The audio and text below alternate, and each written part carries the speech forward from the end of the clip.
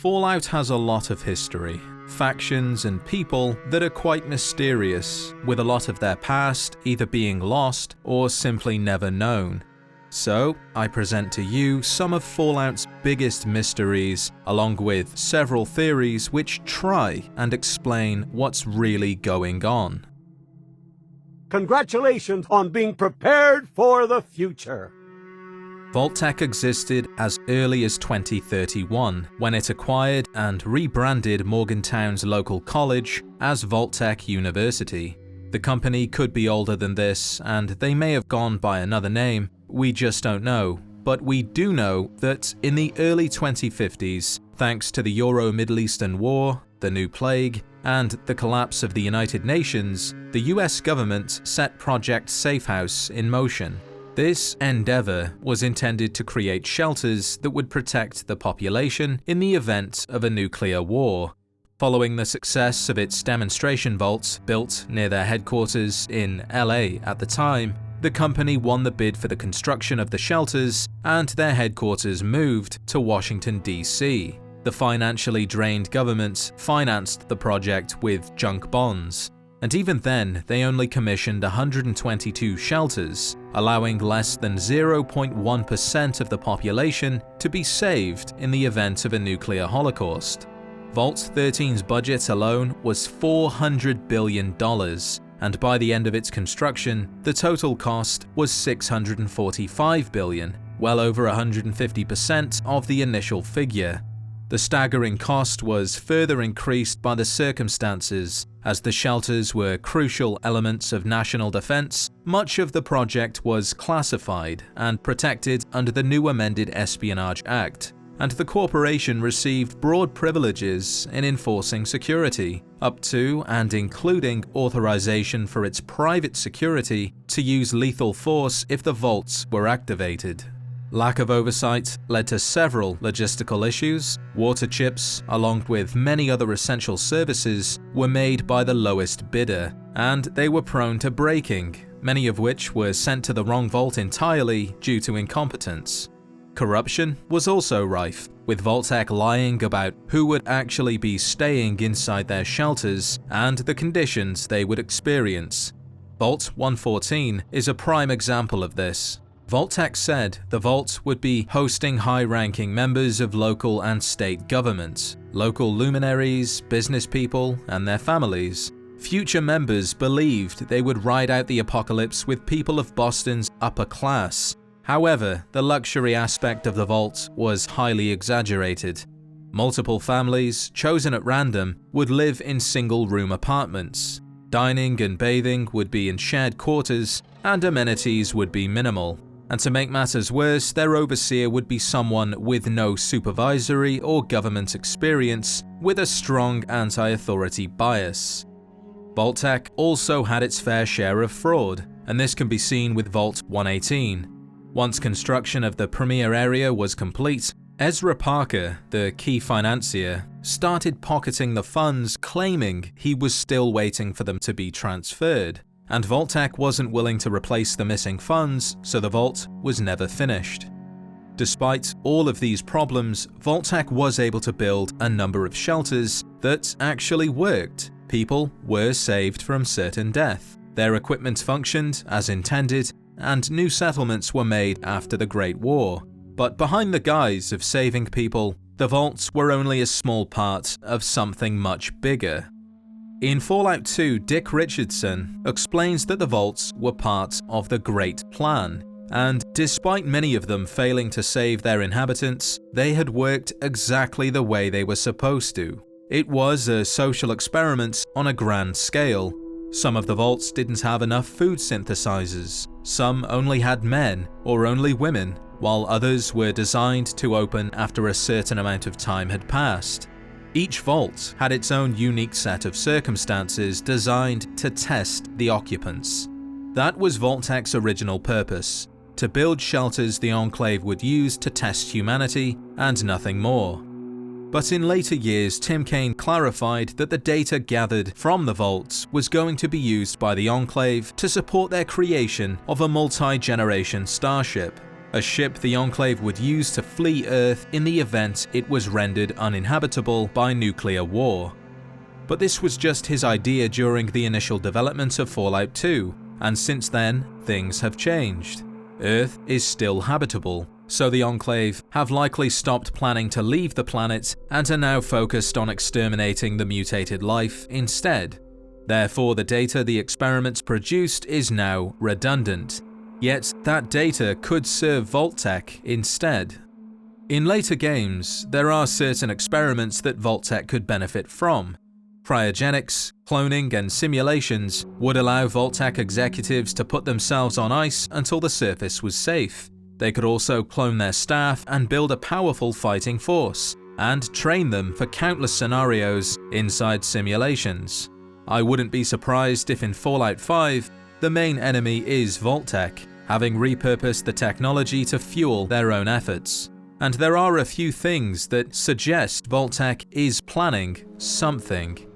In Fallout 76, the overseer of Vault 76 had a secret mission to secure Appalachia's 3 nuclear missile silos, a mission that was given to her by Vault-Tec.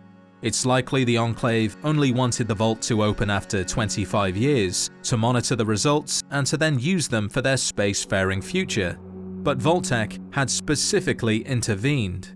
They told the Overseer that once the doors had closed, she was to start preparing her citizens to leave the vault after 25 years and begin a process called Reclamation.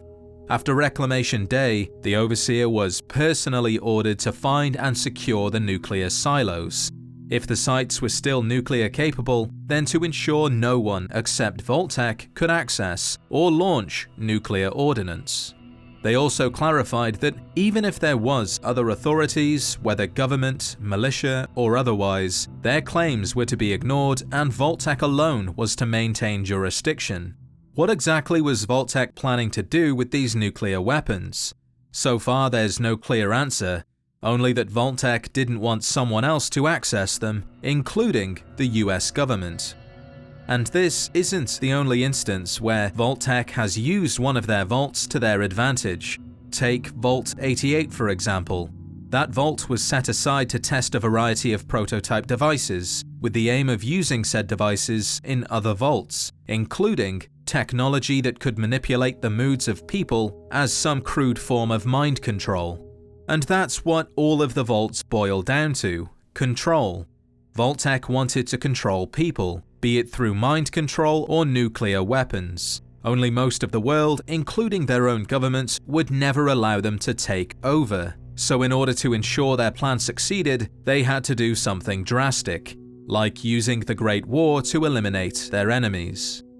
Now Vault-Tec did operate its own alert system, and they were authorized to carry out drills for citizens selected for inclusion. Beta alert drills were carried out at regular intervals, sometimes as many as 5 a week, in order to test admission protocols and to prepare the future Vault dwellers for the real thing. But by using their alert system, they could trick the residents into entering the vaults early, ensuring their test subjects survived the Great War, a war they would start to take the US government by surprise, which removed their main threat, or at least knocked them down a few pegs. But in order for this to happen, they would need access to nuclear weapons. Vault-Tec is an American company, working closely with the US government, so there's a chance that Vault-Tec would have access to military equipment or designs inspired by their current tech. Both Vault-Tec and Vimpop Incorporated had strong ties with the US military, and as a result, they had access to certain technology. Only instead of getting access to just power armor, Vault-Tec could have provided the military with a secret vault, in which they could store equipment including nuclear warheads for the military to use in the event their other, more exposed bases were damaged during nuclear exchange.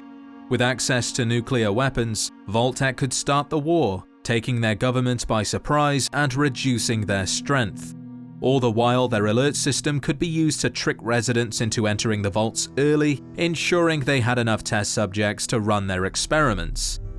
And this comes back to a popular theory, that certain nuclear weapons, the Megaton bomb, the One, and the many others inside Fort Constantine, all belong to Vault-Tec.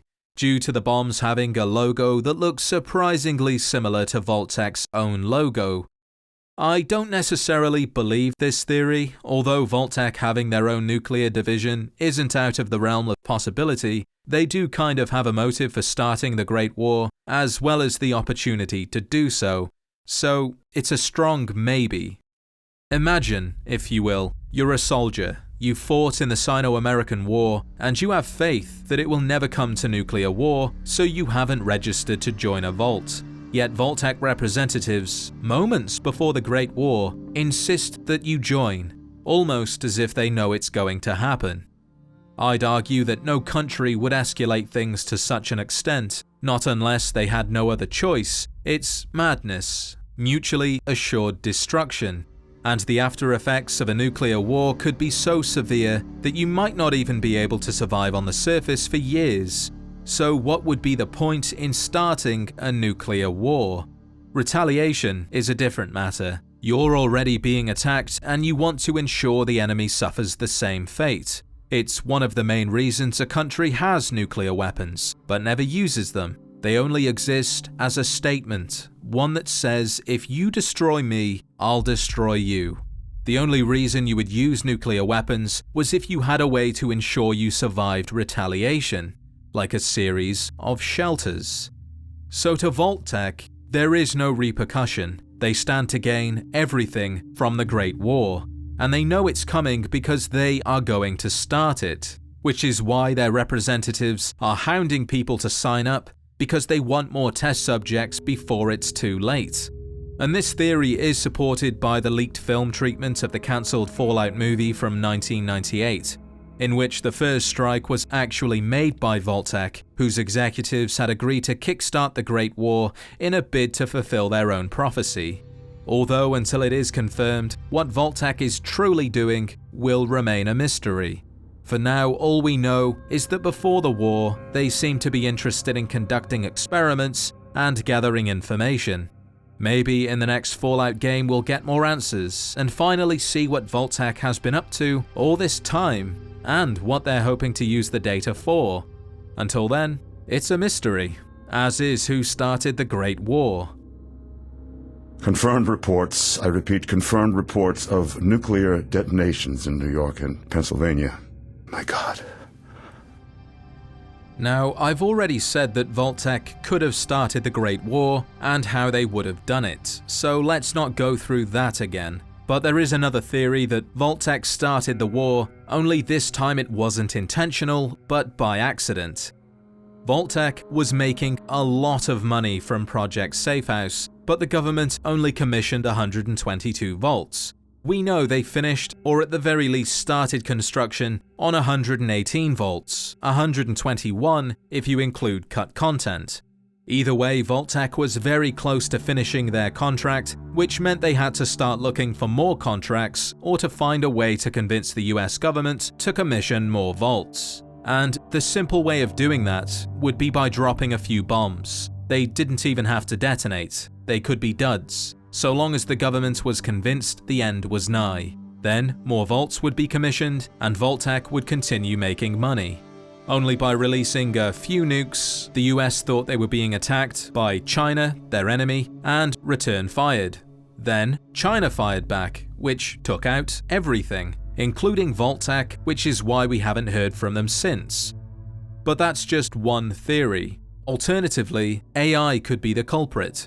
In Fallout 2, ACE, the artificial conscious entity, says that the suicide rate among true artificial intelligence machines was extremely high. When given full sensory capability, the machines became depressed over their inability to go out into the world and experience it. The few machines that survived these difficulties became incredibly bored and began to create situations in the outside world for their own amusement, which may have included starting the Great War, although that has yet to be confirmed. If not Vault-Tec or AI, then maybe China or even the US started the war. So far, we know that the war both began and ended on Saturday, October 23, 2077. Unknown submersible objects were sighted off the coast of California by the United States Pacific Fleet. A squadron of high-altitude bombers was sighted off the Bering Strait and believed to be Chinese. At least one Chinese stealth submarine, the Yangtze, moved closer to the American East Coast, launching all warheads as ordered, save for one due to a malfunction. But we don't know if that was in retaliation or instigation. 6 hours later, the Integrated Operational Nuclear Detection System detected the first 4 missile launches, and the United States went to DEFCON 2. 4 minutes later, NORAD confirmation sealed the fate of the world, and the president ordered a retaliatory strike. Nuclear bombs hit Pennsylvania and New York, followed by the West Coast immediately after. The bombs continued to drop, and 5 minutes later, Washington, D.C. was hit and most of their facilities went offline.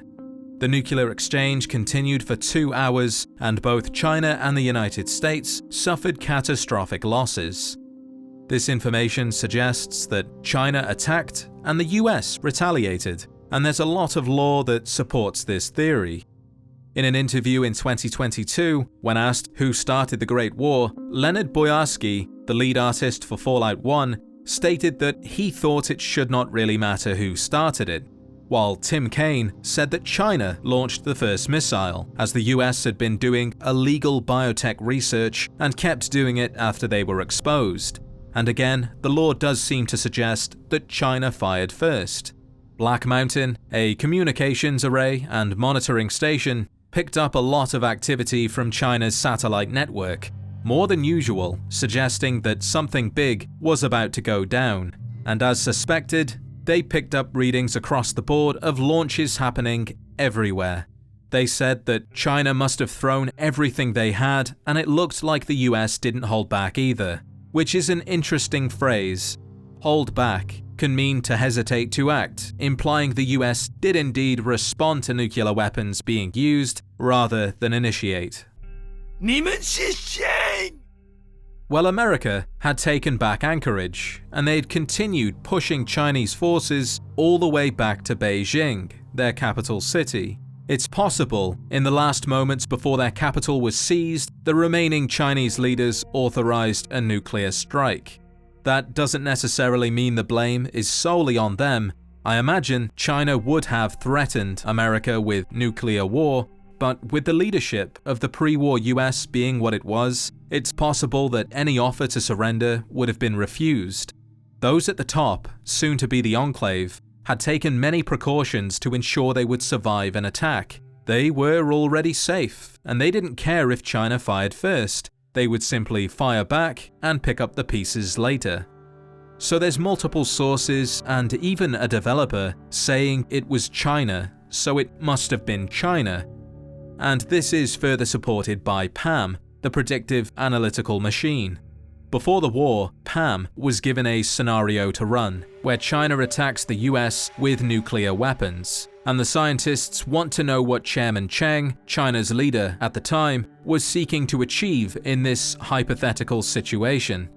PAM responded by saying that if Cheng was logical, an ideal first strike would still leave 59% of the American nuclear stockpile free for retaliation. You also can't conquer what is destroyed. So in the perfect scenario, no, Cheng would not fire first.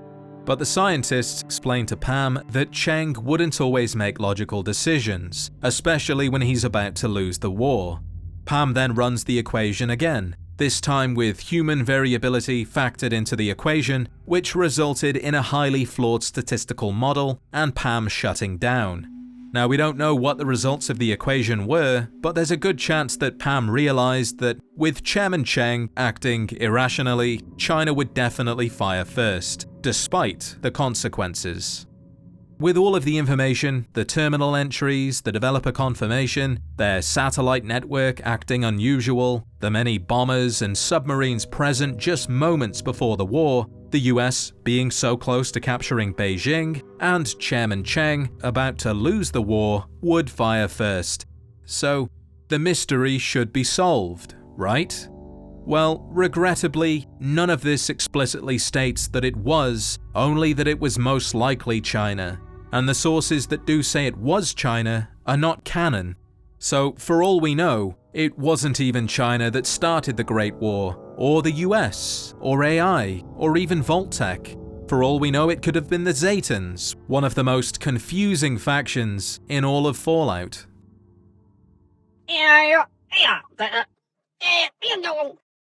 The oldest recorded moments of Zetans interacting with humans, at least that we know of, is the abduction of Toshiro Kago, a Japanese samurai.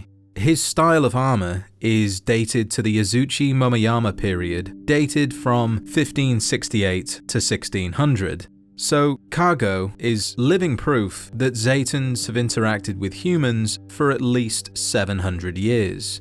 Other than gathering humans, they also seem to have an interest in collecting human objects. Everything from weapons to clothes, food, and even toys, with a particular obsession for Giddy Up Buttercup, a small metallic toy horse, which I will come back to in just a moment. Their presence hasn't gone unnoticed, mind you, as the US government was aware of their existence, made clear by a terminal entry in the Citadel which detailed a UFO crash.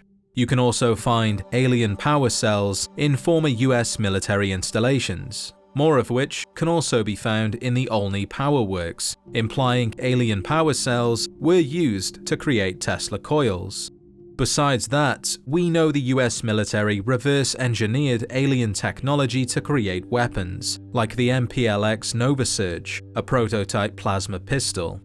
Query Virum, a pre-war group, knew the US was hiding something from the general public, and they tried to expose the conspiracy. And while they were able to steal the prototype weapon, locking it inside a safe and burying it for later use, it was eventually retrieved by the Zetans. And perhaps the human technology that we see on board the mothership are more examples where alien technology was reverse engineered to make new things, like the Giddy Up Buttercup toy, a toy made by Wilson Automatoys, a company that had a certain corporate building commandeered by the military as part of the Scythe program, a classified materials production program. Could the Zetans be collecting technology that they see as theirs? It's possible the entire reason they are still present is to simply recover alien tech, but that doesn't explain why they're abducting people and conducting experiments. Well, a popular theory is that they are getting ready to invade Earth. For hundreds of years, they have watched as humanity has rapidly developed in terms of technology, and as our weapons became ever more powerful and deadly, they started to see humanity as a threat to their very existence. So they took action, abducting certain people and stealing certain items of interest to learn more about us as a species, all in preparation to invade. And all of the crash sites we see on Earth could be the Zetans monitoring the situation, although they appear to be terrible pilots. These encounters don't really reveal much about the Zetans, but there is something I'd like to address, and that's the need for spacesuits. In Fallout 1, the alien crash site has 2 dead aliens without spacesuits, and in Fallout 3, the alien crash site has 1 dead alien with a broken helmet, suggesting their spacesuits are an integral part of their survival on Earth. But in Fallout New Vegas and Fallout 4, there are Zetans that are still alive, without helmets, and they seem to be doing just fine. However, these crashes are either part of the Wild Wasteland perk, and therefore not canon, or they're very recent, meaning they might be able to survive for a limited time without the need for a spacesuit. But I'd argue that ultimately, without one, they will die, and I think that's confirmed in Fallout 76 with the alien dubbed the Flatwoods Monster, an alien that is constantly sealed within a suit to help it survive on Earth. Because unlike the surviving pilots, their time on Earth is much longer. This alien isn't just surveying from the safety of a ship, but is actually on land, searching for certain humans and reading their minds in order to abduct the most valuable people, which could take hours, if not days, to achieve. So maybe their reliance on spacesuits is what's prevented them from launching a full-scale invasion. It's just too dangerous, and maybe they don't have the numbers, which has led to them coming up with some creative ways to invade. This mind-reading technology I just mentioned is also on the motherships, and one of the captive recordings in the Mothership DLC, specifically Log 17, shows this.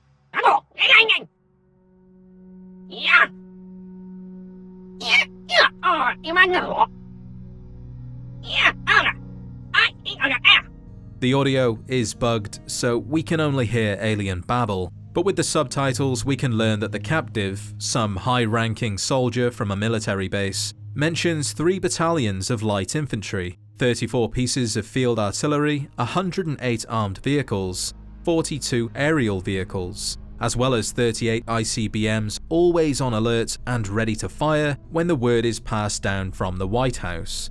In response to the information, there's some more alien babble, and the soldier starts talking about the codes to activate the launch sequence, before saying he can't let them and to get out of his mind.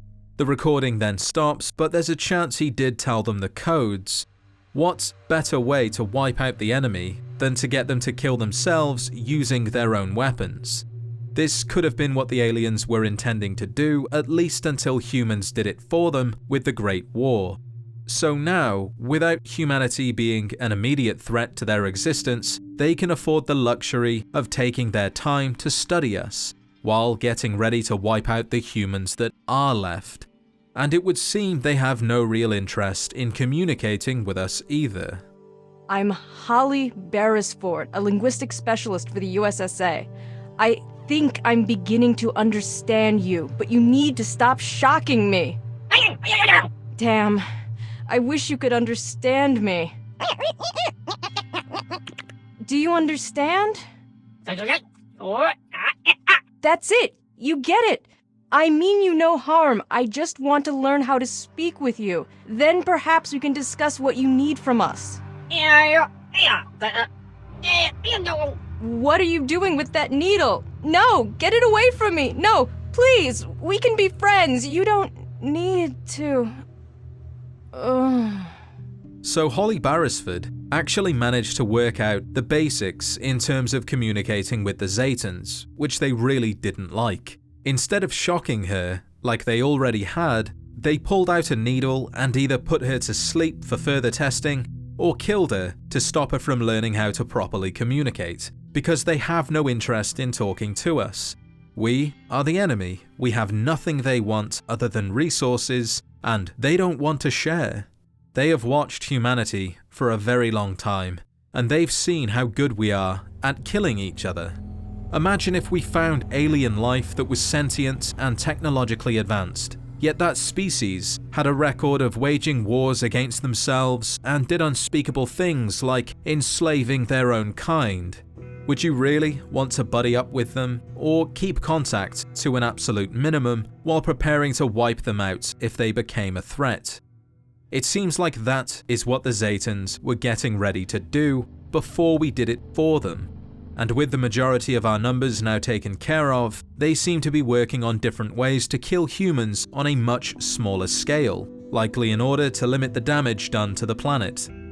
Now, Zetans haven't just abducted normal humans, they have also captured ghouls and super mutants too. And these mutants, who can survive on Earth amongst the radiation far better than most humans can, may have been used to create new creatures which the Zetans intend to use to wipe out the remaining humans.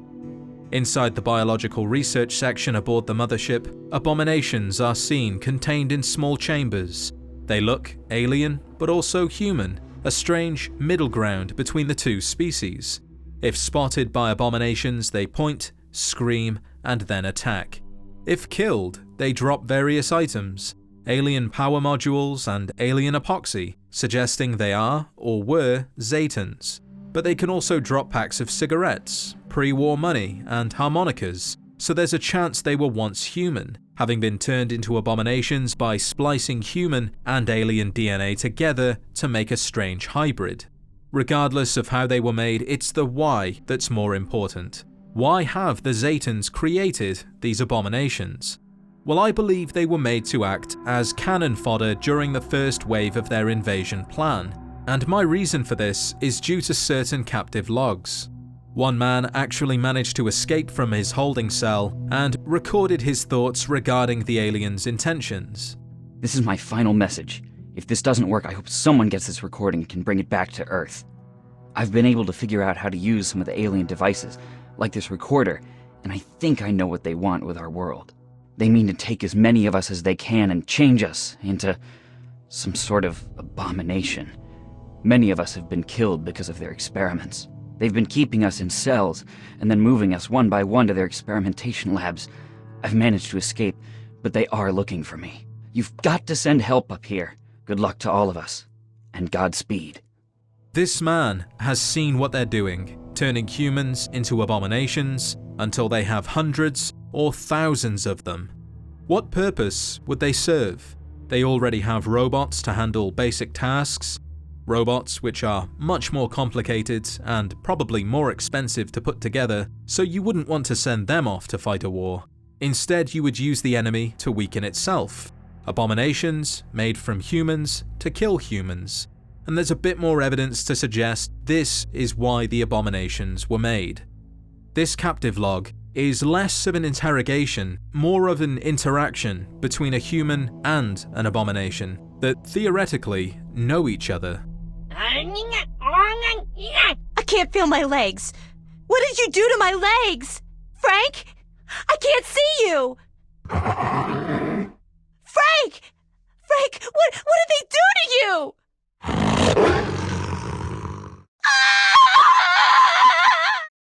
With all of this, I think it's safe to say that humans are being captured, turned into abominations, then sent to kill humans they both know and pose no threat, perhaps to see if an abomination were to encounter a human they know as well as a human that was wounded, whether or not they would hesitate to kill, which they didn't. Which is good news for the aliens. This means that any abomination they make and send down to Earth during the invasion won't hesitate to kill, no matter how wounded or familiar a human target may be.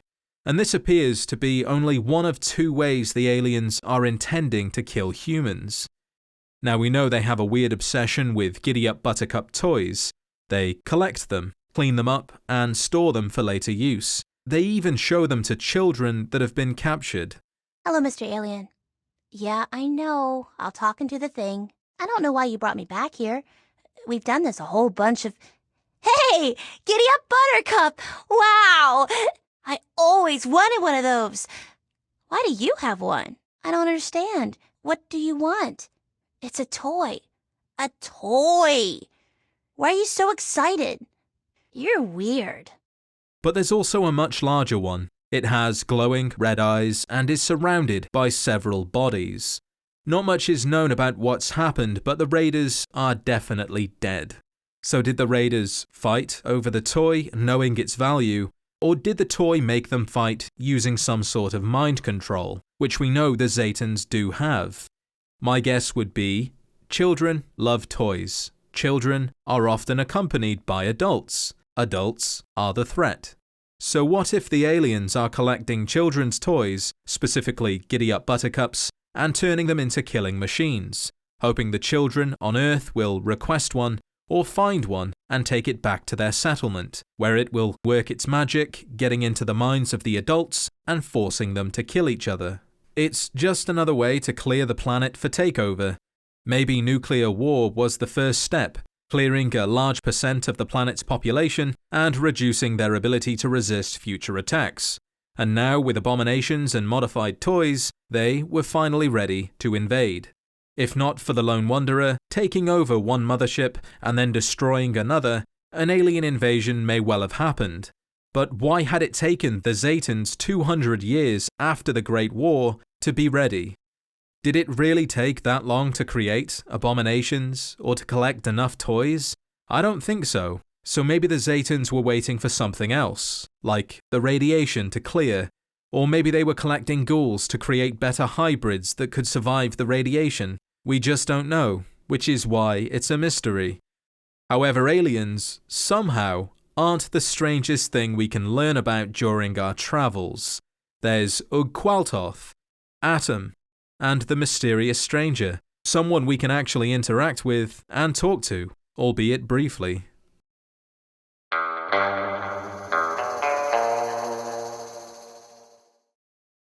Once the Mysterious Stranger perk has been taken, there's a chance the Mysterious Stranger will appear, aid you in combat, or revive you, and then disappear. We don't know why he helps, where he came from, or where he goes after helping. There is, however, a few theories that turn the Mysterious Stranger from a mysterious stranger into a familiar friend.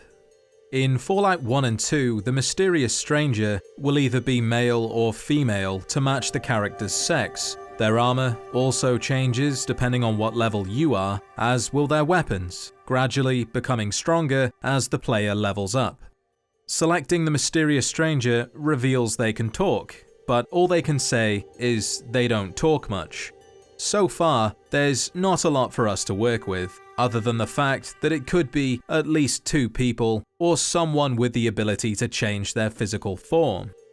In Fallout 3 and New Vegas, the Mysterious Stranger appears again, only this time he arrives during VATS, is always male, wears a trench coat and fedora, uses a .44 Magnum, and for some reason his arrival and departure is accompanied by music, a weird guitar riff.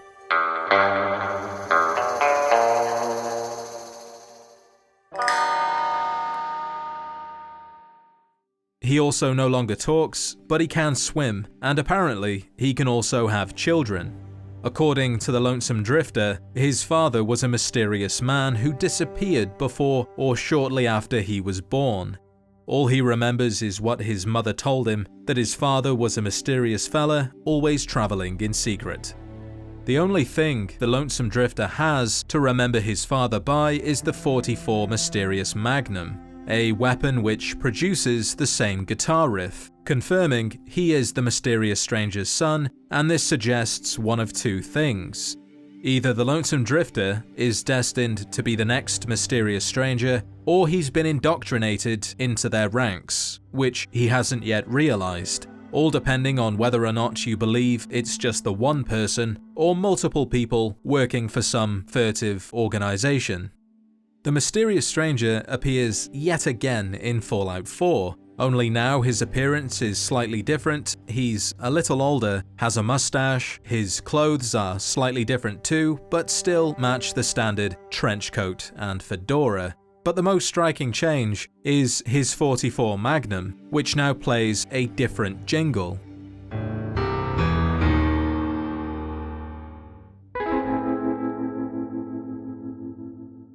This particular Mysterious Stranger is currently being investigated by Nick Valentine. His log states that the man dubbed the Mysterious Stranger has been seen all across the old US for years. He appears suddenly, killing without remorse, disappearing without a word. He has no known accomplices, no clear method for selecting his targets, no calling cards left behind. Sightings range from the NCR all the way to the East Coast. Now he's come to the Commonwealth. Described as a human male, outfits vary, but most recent sightings describes a large overcoat and fedora. Is he a single man, multiple men, or a ghoul with minimal scarring? If he was in fact a ghoul, that would explain the long passages of time between sightings. His ability to appear and disappear may suggest preternatural infiltration abilities and access to advanced cloaking technology. Or maybe he's more than human. Then in Fallout 76, which chronologically would be the earliest sighting of the Mysterious Stranger, he changes again, this time going by a different name. Back then he was known as the Mysterious Savior. He still wore a trench coat and fedora, only instead of appearing in VATS, he appeared when the player was downed. So, looking at all of the information we have, there's a few theories that can work. The first theory is the Mysterious Stranger isn't a single person, but a group of people that specifically helps others of importance, the player. The order they belong to could be someone we know, since they can appear during VATS and also tend to help those that come from vaults. So it could be Vault-Tec, specifically a division full of strangers who work to ensure the protagonist survives. And there's something interesting about the way they work too. They use music, and if not stealth technology than perhaps teleportation. The Institute teleports using radio signals, disguised as classical music, and the mysterious strangers could be doing something similar. Once they've teleported, they unholster their weapon, which produces a guitar or piano riff depending on the agent, signaling that they have reached their destination and are now going to help the client. Once they have, they holster their weapon, which produces another riff, which signals the job is done and they're ready to return to base. And this could be why the Lonesome Drifter doesn't yet know the truth. Despite having one of their weapons, they don't think he's ready to join their order. So despite playing the riff, he isn't teleported. But that's not to say he never will be, and one day he could use the weapon and find himself teleported to a strange vault full of mysterious strangers, one of which would be his father. And this theory also explains why the mysterious strangers have different appearances, clothes, weapons, and riffs. In each game, the stranger is a different person, doing the same job, keeping the player safe for reasons we don't yet know, only that by keeping us alive, we are in turn helping their organization achieve something. Miss Fortune could also be working with them. She is another character that can appear and disappear at a moment's notice. She also appears during VATS and uses a .44 Magnum. The only difference is she appears without music, and only cripples or paralyzes targets. She never kills. And if completing the Miss Fortune son or daughter challenge, you get another perk, Friendly Help.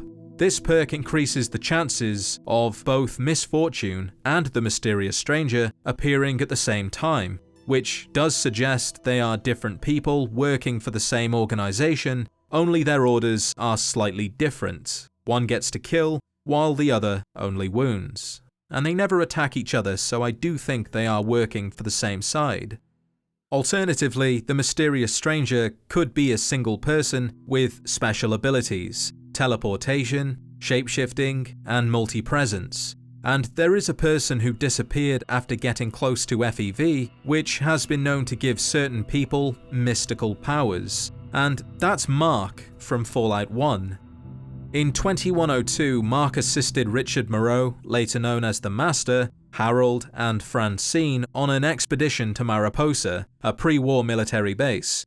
While inside the base, Francine was killed by the security robots, Richard was struck by a malfunctioning crane arm and fell into vats of FEV. Harold was also struck by the malfunctioning crane arm, but he never fell into the vats, he was merely knocked unconscious and then woke up outside. Mark, on the other hand, he just vanished, and to this day we still don't know what happened to him. The Fallout Bible states that the mystery of what happened to Mark has never been explained.